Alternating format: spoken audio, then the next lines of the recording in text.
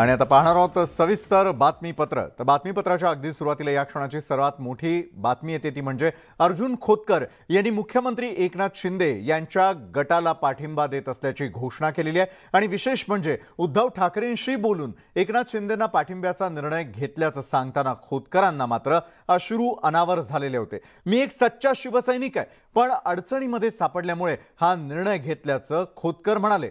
सर्व परिस्थितीबाबत ठाकरेंसोबत चर्चा केलेली आहे, शिंदे गटामध्ये जाण्यासाठी परवानगी घेतली आणि त्यानंतर हा निर्णय घेतल्याचं खोतकर यांनी माध्यमांशी बोलताना सांगितलं। यापूर्वीपासूनच शिवसेनेचे अर्जुन खोतकर हे काय भूमिका घेणार या संदर्भामध्ये कुठल्याही प्रकारे जी आहे ती स्पष्टता नव्हती, कारण यापूर्वी त्यांनी अनेक वेळा दिल्ली वारी करून झालेली होती आणि त्यानंतर त्यांचे प्रतिस्पर्धी असलेले त्यांच्याशी देखील चर्चा करून झाली, समेट घडवण्यात आलेली होती आणि त्यानंतर साखर देऊन तोंड गोड झाल्यानंतर का होईना अर्जुन खोतकरांनी आपली भूमिका स्पष्ट केली। मात्र अर्जुन खोतकर आपली भूमिका कधी स्पष्ट करणार हे होण्याआधीच त्यांनी मात्र उद्धव यांच्याशी देखील स्पष्टपणे आपण चर्चा केलेली आणि त्यानंतरच आपला निर्णय जाहीर करत असल्याचं त्यांनी सांगितलेलं आहे। अर्जुन खोतकरांनी थेटपणे आता शिंदे गटाला पाठिंबा देत असल्याचं जाहीर केलेलं आहे। मात्र हा निर्णय घेत असताना त्यांचे डोळे देखील पाणावलेले होते। अर्जुन खोतकरांनी शिंदे गटाला पाठिंबा देण्याआधी उद्धव यांच्याशी फोनवरून आपण चर्चा केल्याचं देखील सांगितलंय।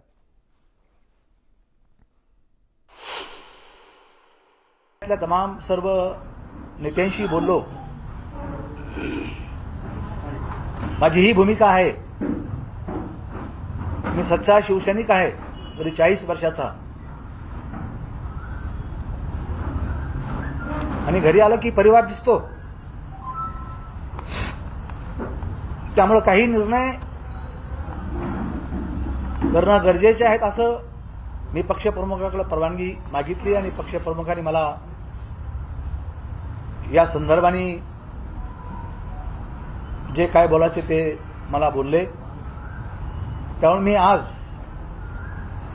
आपल्या सर्वांच्या साक्षीने, माझ्या शिवसैनिकाच्या साक्षीने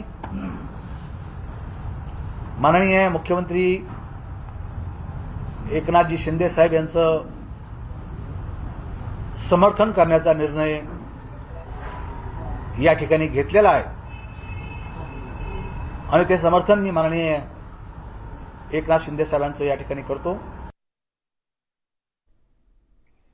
अर्जुन खोतकरांच्या निर्णयाकडे सगळ्यांचं लक्ष लागलेलं होतं। मात्र अखेर अर्जुन खोतकर यांनी देखील आता शिंदे गटाला आपला पाठिंबा थेटपणे जाहीर केलेला आहे। तर दुसरीकडे आपण अजूनही सच्चे शिवसैनिक असल्याचं देखील सांगायला ते विसरले नाही।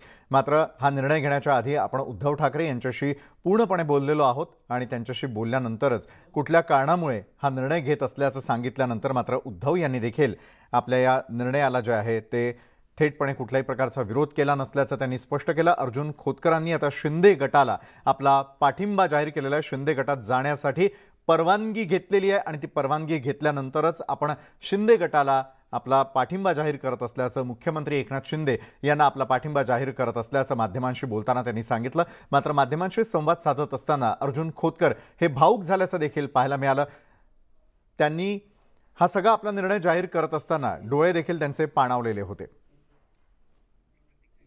तर अर्जुन खोतकर यांनी हा निर्णय घेतल्यानंतर त्यांच्याशी एक्सक्लुझिव्ह बातचीत केलेली आमचे प्रतिनिधी सिद्धार्थ गोदाम यांनी।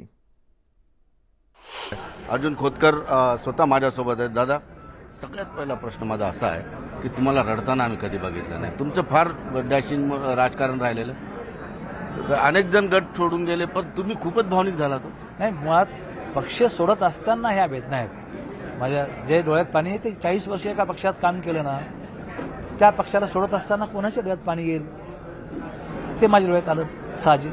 काय आठवतं? फारच ऋणानुबंध होते मातोश्री, प्रश्नच नाही। माननीय शिवसेना प्रमुखासोबतचं जेवणापासून तर त्यांनी केलेला लाड, त्यांनी केलेले प्रेम, ते सर्व आठवतं ना।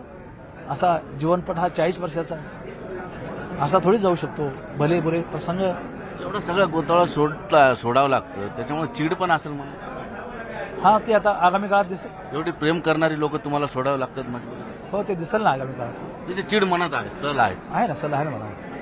पण काय म्हणाल दादा की आता म्हणजे तुम्ही तर बोलणार नाही कारण कोर्टात प्रकरण, पण सगळीकडे समजा असं की ईडीचा दबाव आहे, तुमची फार मोठी प्रॉपर्टी जप्त झाली, तुमचं कुटुंब संकटात आलं होतं। नाही, आता हे मी सांगायची गरज काय, सर्वांना माहिती आहे, जालना जिल्ह्याला सर्व माहिती आहे। कुटुंब संकटात आलं म्हणून तुम्हाला पाहून हा कधी कधी कुटुंब सेव्ह करावं लागतं ना. उद्धव ठाकरेंशी तुमचं बोलणं झालं असेल की काय, कारण आताही उद्धव ठाकरेंबद्दल शिवसेनेबद्दल तुम्ही एक शब्दही नाही बोला. तुमचा जिव्हाळ्याचा संबंध आज आहे, उद्या आहे आणि नेहमी राहणार. काय बोलणं झालं उद्धव ठाकरे? मी त्यांना सांगितलं असावी अशी परिस्थिती आहे आणि अशा परिस्थितीनुसार मला निर्णय घ्यावा लागतो आणि अजून मला माहिती आहे तुझ्यावर काय आहे असं बोलले मला. सविस्तर नाही बोलणं झालं? नाही सविस्तर नाही, असंच बोलणं झालं. तर तुम्ही आपली भूमिका मांडली असेल ना त्यांच्यासमोर की काय? मांडली भूमिका आहे, मी मांडली. त्यांच्यात वैयक्तिक माझं बोलणं झालं त्या आयुष्यात, बाकी इतरही बोलणं झालं. तर रावसाहेब दानवेंवर तुम्ही कधी विश्वास केला नाही राजकारणामध्ये, पण आज तुम्हाला त्यांच्यावर विश्वास वाटतो आणि तुम्ही शिंदे गटामध्ये गेला. नाही, आता बसू ना चर्चेतून शिंदेसाहेब निर्णय घेतील या विषयाचा, देवेंद्रजी निर्णय घेतील.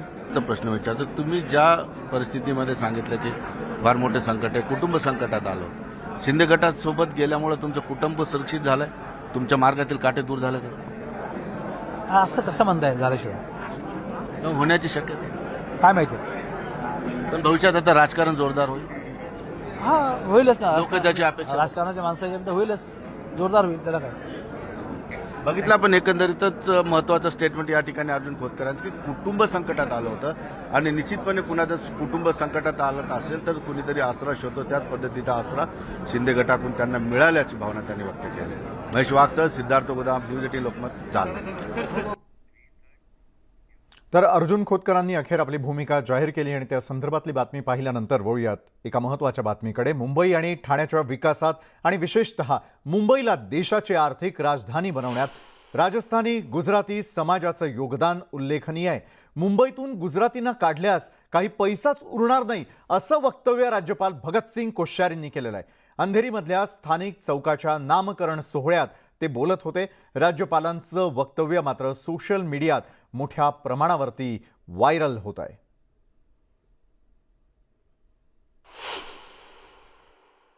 कभी कभी मैं यहाँ लोगों से कहता हूँ महाराष्ट्र में कि भाई महाराष्ट्र में विशेष करके मुंबई ठाणे यहाँ से गुजरातियों को निकाल दो और राजस्थानियों को निकाल दो तो तुम्हारे यहाँ कोई पैसे बचेगा ही नहीं. ये राजधानी जो है जो कहलाती है आर्थिक राजधानी कहलाएगी नाही. ज्या पद्धतीनं राज्यपालांनी हे विधान केलेलं आहे आणि सातत्याने ते अशा प्रकारची विधानं करत असतात.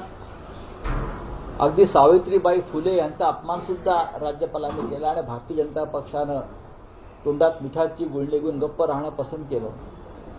म्हणजे आमचे गुजराती बांधव, राजस्थानी बांधव इथे नसतील तर मराठी माणूस तिथे भिकारी आहे का? या मुंबईच्या किंवा ठाण्याच्या आर्थिक जडणघडणीमध्ये मराठी माणसाचं काहीच योगदान नाही का? श्रम करणाऱ्या मराठी माणसाविषयी तुम्हाला इतका द्वेष आणि तिरस्कार आहे का?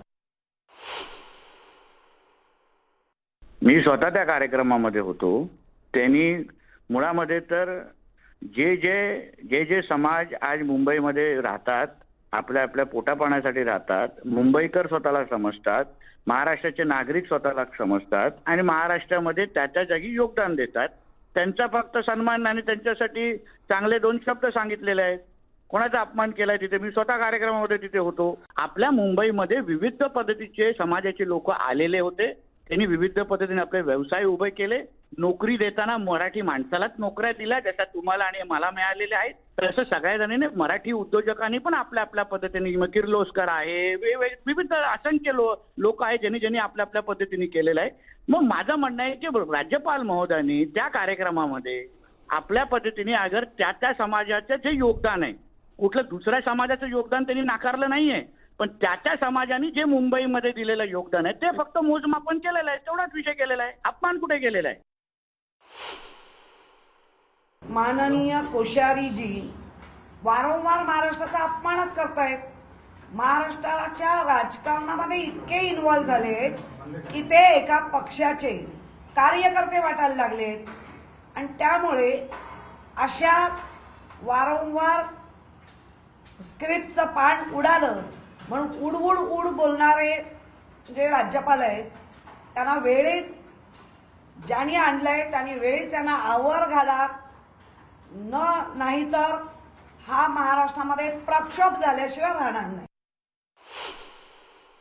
महाराष्ट्राची प्रगती, मुंबईची प्रगती मराठी माणसामुळेच झालेली आहे आणि मराठी माणसांनी जो त्याग केला, या मुंबईसाठी, महाराष्ट्रासाठी जो लढा दिला, इथल्या आधीच्या राजकारण्यांनी ज्या पद्धतीने महाराष्ट्राचं आणि मुंबईचं नियोजन केलं, ज्या पद्धतीने इथे उद्योगधंदे आणले, त्याच्यामुळे इतरांना फायदा झाला. त्यामुळे मला असं वाटतं महाराष्ट्राच्या प्रगतीमध्ये जर हात कोणाचा असेल तर तो मराठी माणसाचा आहे आणि त्यामुळे इतरांना फायदा झाला. इतरांमुळे महाराष्ट्राची प्रगती झाली नाही हे त्यांनी लक्षात ठेवलं पाहिजे. आणि मला असं वाटतं ज्या गोष्टीचा इतिहास आपल्याला कळत नाही, आपल्याला समजत नाही, आपल्याला माहीत नाही, तर नको त्या गोष्टीत राज्यपालांनी स्वतःचं नाक खुपसू नये. माझी फक्त विनंती ही प्रेसिडेंट ऑफ इंडिया, राष्ट्रपतींना आहे की एक गव्हर्नर अशी चुकीची विधानं करतायत, या राज्यात नाही देशात द्वेष, कटुता पसरवत आहेत. ही राज्याचा फक्त प्रश्न नाही, देशाच्या ऐक्याचा प्रश्न आहे. त्याच्यावर ॲक्शन झालीच पाहिजे अशी माझी मागणी आहे. राज्यपाल महोदयांना महाराष्ट्राने गुजराती आणि मारवाड्यांना काय दिलं हे अगर अभ्यास नसेल तर त्यांनी ते पहिले तपासून घेतलं पाहिजे. आज धीरूभाई अंबानी आणि अदानी यांचा जो उद्योगपती म्हणून त्यांना जो दर्जा मिळाला ते महाराष्ट्राने दिलेला आहे, महाराष्ट्राने त्यांना दिलेला आहे. आणि त्याच्यामुळे या पद्धतीचं वक्तव्य करून छत्रपती शिवाजी महाराजांचा, महाराष्ट्राचा अपमान करण्याचा जे राज्यपाल पदावर बसून त्या पदाची गरिमा न ठेवता या पद्धतीचं वक्तव्य करत असेल तर महाराष्ट्राच्या यापूर्वी देखील राज्यपालांनी अनेक वादग्रस्त वक्तव्ये केली आहेत, अनेक प्रकरणामध्ये राजकीय निर्णय घेतलेले आहेत. अशा राज्यपालांना महाराष्ट्रामध्ये ठेवणं म्हणजे महाराष्ट्राला अधोगतीला नेणं असं होणार आहे. नवीन राष्ट्रपती श्रीमती द्रौपदी मुर्मू यांचं अभिनंदन करीत असताना त्यांनी पहिला निर्णय घ्यावा की महाराष्ट्राच्या राज्यपालांची त्वरित उचलबांगडी करावी, अशी त्यांना आमची नम्र विनंती आहे. तर राज्यपालांनी केलेलं हे वक्तव्य सध्या वादग्रस्त ठरलेलं आहे. यापूर्वी देखील अनेक वेळेला महाराष्ट्र असेल, मराठी माणूस असेल, याबद्दल राज्यपालांनी केलेली वक्तव्य चर्चेचा विषय ठरलेली होती. अनेक वेळेला वादग्रस्त विधानं त्यांनी केलेली होती. मात्र गुजरातींमुळेच मुंबई ही आर्थिक राजधानी असल्याचं वक्तव्य त्याचा सर्व पक्षांनी जो आहे तो थेटपणे विरोध करत निषेध व्यक्त केलेला आहे.